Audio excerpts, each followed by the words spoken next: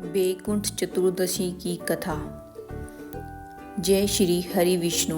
नमस्कार दोस्तों, आज के हमारे इस वीडियो में हम आपको सुनाने जा रहे हैं वैकुंठ चतुर्दशी की एक अद्भुत पौराणिक कथा और इसका महत्व।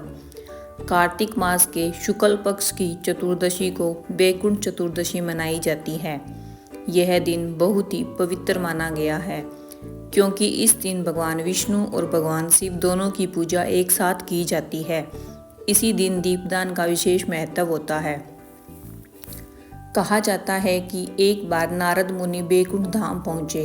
भगवान विष्णु ने उनका आदरपूर्वक स्वागत किया और पूछा, हे नारद, आज आप किस उद्देश्य से आए हैं? नारद जी बोले, प्रभु, आप तो कृपा निधि है, परंतु आपके जो विशेष भक्त है वही आपकी कृपा पाते हैं। सामान्य जन आपके नाम का स्मरण तो करते हैं, परंतु वे मुक्ति से वंचित रह जाते हैं। कृपया कर ऐसा कोई सरल मार्ग बताइए जिससे हर नर नारी आपकी भक्ति करके मोक्ष प्राप्त कर सके।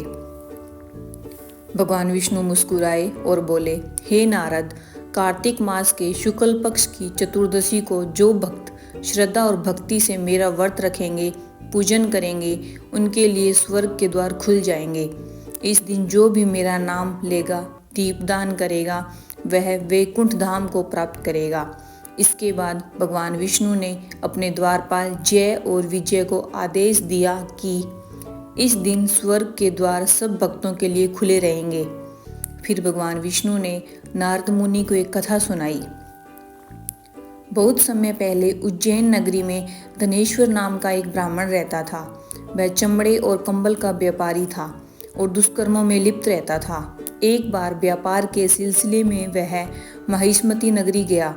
उस समय कार्तिक मास चल रहा था और वहां नर्मदा तट पर हजारों श्रद्धालु भगवान विष्णु की भक्ति में लगे हुए थे। धनेश्वर पूरा महीना वहां रहा। रोज वैष्णवों के मुख से भगवान विष्णु के भजन और कीर्तन सुनता था। एक दिन स्नान करते समय उसे एक विषधर सर्प ने डस लिया और उसकी मृत्यु हो गई। यमराज के दूत उसे पकड़कर यमपुरी ले गए। यमराज ने आदेश दिया, इसे कुंभीपाक नरक में डाल दो। लेकिन जब यमदूतों ने उसे गर्म तेल की कढ़ाई में डाला तो तेल ठंडे जल में बदल गया। सब चकित रह गए।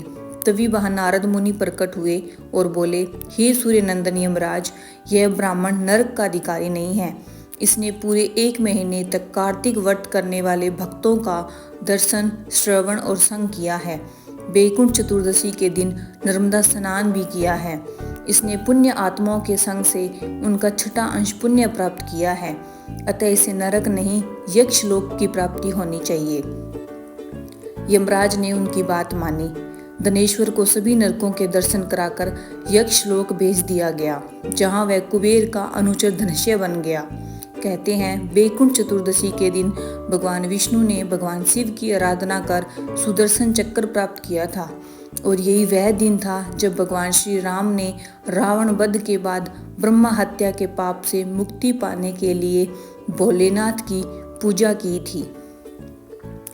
इस दिन विशेष रूप से भगवान शिव पर तुलसी के पत्ते और भगवान विष्णु पर बेलपत्र चढ़ाने की परंपरा है, जो सामान्यतः अन्य दिनों में नहीं की जाती। जो भी भक्त इस दिन श्रद्धा से भगवान विष्णु और भगवान शिव की पूजा करता है, दीपदान करता है, वह पाप मुक्त होकर वैकुंठ धाम को प्राप्त करता है। जय श्री हरि विष्णु।